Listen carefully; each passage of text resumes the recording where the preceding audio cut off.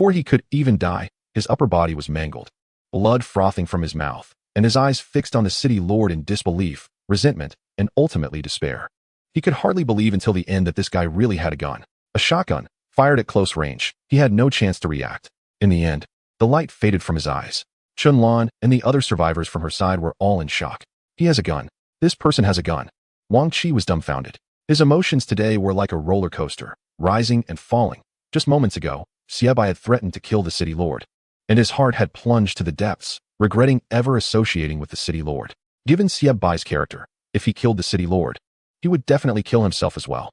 However, he never expected the situation to reverse again. The city lord actually pulled out a shotgun and shot Xiebai dead. Wang Qi's heart, which had fallen to the bottom, soared to the sky.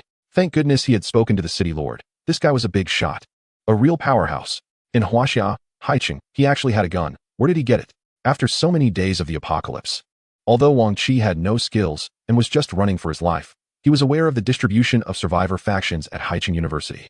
However, he had never heard of anyone having a gun. Even the arrogant Xie Bai and the numerous members of the student council, including Chunlan, did not have guns. Such things are not something anyone can easily acquire.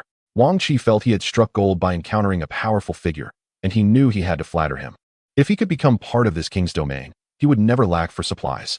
Unable to control himself, he shouted, "You're amazing, boss." Wang Cheng then aimed his gun and swept it around, coldly saying, "Who else? Let's see who dares to kill me." All of Xiebai's subordinates were stunned, followed by an overwhelming fear. Wang Cheng's previous shot had already proven that he was armed with a real weapon. Who could be faster than a gun? What if they were awakened? Xiebai had just learned that lesson the hard way. Before he could even raise his hand, he was shot dead. Moreover, this was not Wang Cheng's first time killing someone. After shooting Xiebai, his hand did not even tremble, and his gaze became fiercer, as if he had transformed from a lamb into a hungry wolf. "Run!" the bald young man shouted before turning to flee. Terrified, he realized they had encountered a tough opponent. They had to run. If they didn't, it would be a death sentence. The once fierce subordinates of Xiebai lost all their ferocity, each turning to flee frantically, disregarding even Xiebai's body on the ground. Even those who had previously been wary of the three factions, including Chunlan, were now frightened and scattered by Wang Cheng's single gunshot. Only then did Wang Cheng lower his gun. He didn't have many bullets left and saw no need to waste them on these scoundrels. However, he was surprised to receive a system notification just after killing Xiebai, informing him that he had successfully hunted a high-energy being and gained 2 energy points. This made Wang Cheng narrow his eyes dangerously. Previously, when he killed Li Jie, he didn't receive any energy points. But this time it seemed that because Xiebai was an awakened one, it was likely that the awakened were also affected by mutations. They just hadn't transformed into mutated beings, but instead gained superpowers. At this moment, the situation in the area became chaotic. Due to the time wasted and the sound of the bald young man's escape, the surrounding mutated beings had determined their direction and were flocking toward them. The survivors outside who had been waiting to scavenge soon found themselves targeted by the pursuing mutated beings. Nearby, Wang Cheng glanced directly at Wang Qi. Wang Qi quickly reacted and rushed into the supermarket. The people around Chunlan had completely changed their attitude toward Wang Cheng, now filled with immense caution. But at this moment, they couldn't worry about that. The noise they had made had attracted more and more mutated beings. If they didn't seize the opportunity to transport supplies now, it would be a waste of effort, and they didn't know how many would go hungry because of it. In the apocalypse, without supplies, hunger and fatigue would make it increasingly difficult to find resources, leading to a vicious cycle that would ultimately push people toward the abyss of death. There is insufficient food and physical strength, leading to a significant decline in survival ability. Chunlan clearly wanted to say something to Wang Cheng, but there was no time left. Other survivors, who were also scavenging, began to surge forward.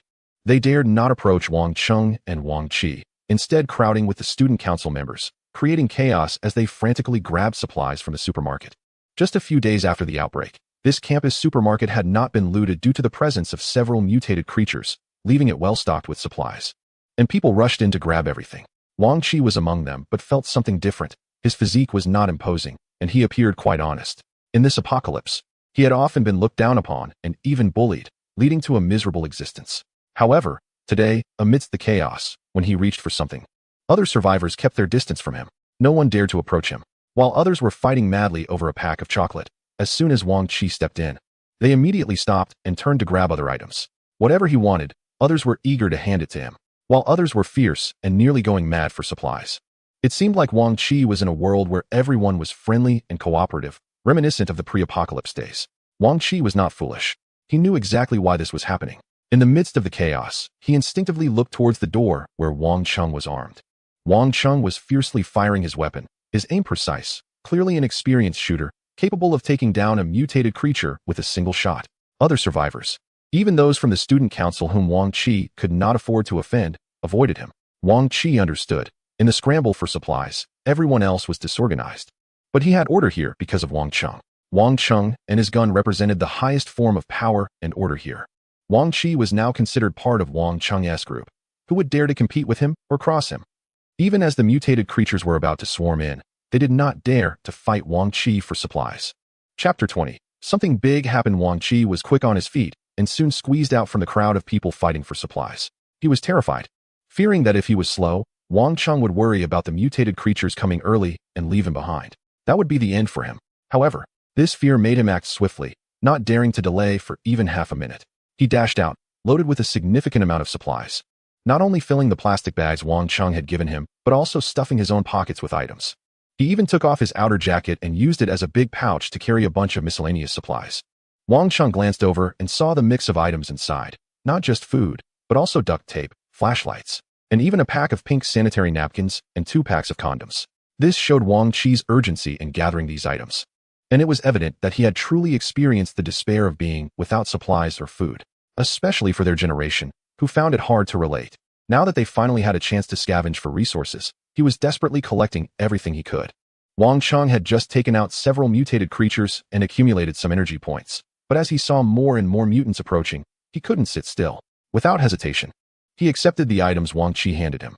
Earlier, he had only given Wang Qi 2 plastic bags, but now Wang Chung returned the favor with 5 large, filled plastic bags containing the biscuits and water he needed.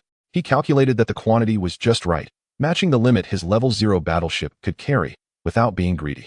Supplies that could be taken were called resources, while those that couldn't be taken but were forced were considered burdens. As more mutated creatures surrounded them, under the darkened sky, distant howls echoed, and it was unclear how many mutants were heading their way. Wang Chung quickly stated, "I only need these 2 bags, take the rest as agreed." Hearing this, Wang Qi's expression changed. He stepped forward, grabbed Wang Cheng's hand, and urgently said, "Brother, no, take these items. I don't want anything. I just ask you to take me with you. Please let me follow you." Wang Cheng glanced at him and sighed. Wang Qi understood immediately, a hint of reluctance showing on his face, but he still released his grip. "I understand you. If I were you, I wouldn't want to take me along either. Thank you, brother. Without you, I wouldn't have had the chance to gather so many supplies, and I wouldn't have dared to act like a big shot. You killed Xie Bai, and they fear you, thinking you're an unpredictable tough character. But having traveled with you, I know you are a good person. You must live well." Wang Qi's earlier pleas didn't sway Wang Chung, but these words stirred something in him. He didn't harbor any ill feelings towards this classmate who shared his surname. In a different world, he believed they could have been friends. However, he knew that Wang Qi was not suited to be a companion. Taking a deep breath, Wang Qi activated his shared electric scooter and sped away. Wang Qi quickly followed on his own electric scooter, carrying the supplies he had fortuitously acquired from Wang Chung, as if protecting a treasure. The mutants surged forward, while Chun Lan and others, who were numerous and loaded with supplies, left quickly. Other survivors, some sensing the danger, grabbed a few items and fled, while others, seeing the abundance of supplies in the supermarket, became greedily excited. However, when they turned around, they found there was no escape. Behind them were already hordes of mutants. Heavy leaden clouds spread at the world's end, with thick smoke rising from the far side of the city, merging into the dense clouds above, adding more shades of gray and bleakness to the world. Wang Qing took a different route, cutting through a wooded area near the school to take a shortcut back to his dormitory. Relying on the advantages of his shotgun and battleship, he eliminated a few swaying mutants on the path, when suddenly, he turned his head. He wasn't sure if it was an illusion, but he thought he heard a heartbeat-like throbbing sound coming from the surrounding woods, as if some monster was lurking in the shadows. However, when Wang Chung looked closely, he saw nothing but large patches of shadow. A sense of unease struck him. He didn't dare linger and continued moving forward. After a safe journey, he eventually returned to the ground floor of his dormitory. Downstairs in the dormitory, he could still hear some chaotic sounds coming from the adjacent girls' dormitory. It seemed that the survivors in the girls' dormitory were also restless, trying to figure out ways to save themselves. Wang Chung locked his vehicle and took his belongings directly upstairs. In recent days, they had cleared out the anomalies in the lower half of the boys' dormitory, establishing a relatively safe passage from the 7th floor to the 1st floor. As Wang Chung made his way up, he encountered no resistance. Instead, He attracted envious glances from other survivors